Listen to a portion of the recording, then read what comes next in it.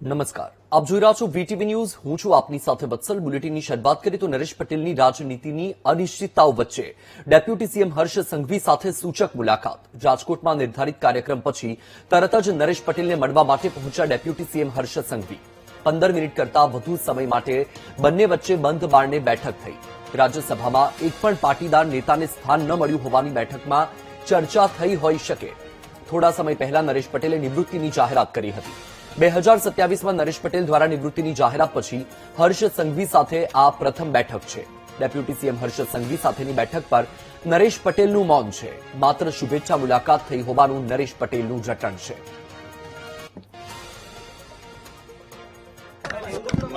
માનનીય મુખ્યમંત્રી શ્રી આજે શુભેચ્છા મુલાકાતે મારી ઘરે આવ્યા હતા. બિલકુલ સામાજિક ચર્ચાઓ થઈ, ચા પાણી પીને છૂટા પડ્યા છે. આનાથી વિશેષ કોઈ વાત નથી થઈ. તો ડેપ્યુટી સીએમ હર્ષ સંઘવી નરેશ પટેલની મુલાકાતે પહોંચ્યા હતા.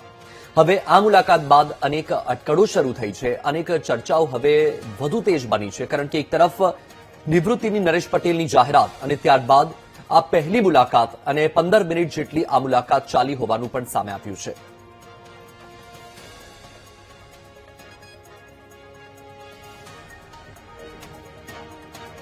ડેપ્યુટી સીએમ હર્ષ સંઘવી અને ખોડલધામ ચેરમેન નરેશ પટેલની મુલાકાત પર રમેશ ટીલાડાનું નિવેદન સામે આવ્યું છે. ધારાસભ્ય રમેશ ટીલાડાએ હર્ષ સંઘવી અને નરેશ પટેલની મુલાકાતને સૂચક ગણાવી. નાયબ મુખ્યમંત્રી હર્ષ સંઘવીને નરેશ પટેલ સાથે મુલાકાત કરવાની ઈચ્છા હતી.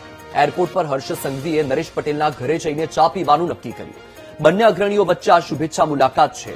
નરેશ પટેલની રાજનીતિમાં જોડાવાની કોઈ ચર્ચા નથી. આ વાતનો પણ રમેશ ટીલાડાએ ઉલ્લેખ કર્યો.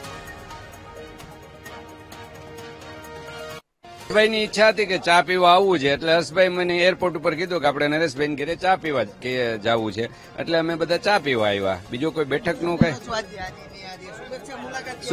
શુભેચ્છા મુલાકાત તો આગેવાન છે તો આવતા જ હોય ને બધા. એમ ના, આપણા ડેપ્યુટી સીએમ હર્ષભાઈની લાગણી હતી અને ઈચ્છા હતી કે આપણે નરેશભાઈની શુભેચ્છા મુલાકાત લઈ. અમારે એરપોર્ટ ઉપર નક્કી થયું એટલે અમે આવ્યા. બાકી તો બીજી કઈ આમાં બેઠકની કોઈ વાત જ નથી. રાજકીય રીતે કઈ આને જોતો નથી. નરેશભાઈ નિવૃત્ત થવાના એ તો એનો પોતાનો નિર્ણય છે અને એને નિર્ણય લીધો હશે, એમાં તો આપણે કઈ બીજું કહેવાનું હોતું નથી. ના, નરેશભાઈ રાજકારણમાં પ્રવેશ કરવાની તો ના પાડે છે. રાજકારણમાં સારા લોકો આવે તો સારી જ વાત છે ને. હું પણ એમાં એ જ રીતે આવ્યો છું ને. ઈચ્છા મુલાકાત ને રાજકીય મુલાકાત કહી જ ન શકાય ને. એમ તો તમે સાંભળ્યું કે રમેશ ટીલાડાએ શું કહ્યું. આ મુલાકાત જેને શુભેચ્છા મુલાકાત ગણાવી, તેમણે કહ્યું કે એરપોર્ટ પર નાયબ મુખ્યમંત્રી હર્ષ સંઘવીએ કહ્યું કે નરેશભાઈના ઘરે ચા પીવા જવું છે અને એટલા માટે આ મુલાકાત હતી. આ કોઈ રાજકીય મુલાકાત ન હોવાનું રમેશ ટીલાડાનું નિવેદન. બીજી તરફ જ્યાં એક તરફ નરેશ પટેલની નિવૃત્તિની જાહેરાત અને નિવૃત્તિની જાહેરાત બાદ આ પહેલી મુલાકાત છે.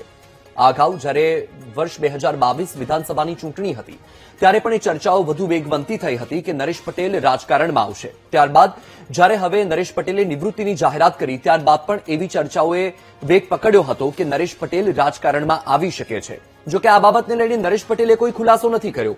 નરેશ પટેલ તરફથી કોઈ જ સ્પષ્ટતા સામે નથી આવી. બીજી તરફ નરેશ પટેલે એ પણ કહ્યું છે કે તેઓ રાજકારણમાં જોડાવાની કોઈ જ ઈચ્છા ધરાવતા નથી.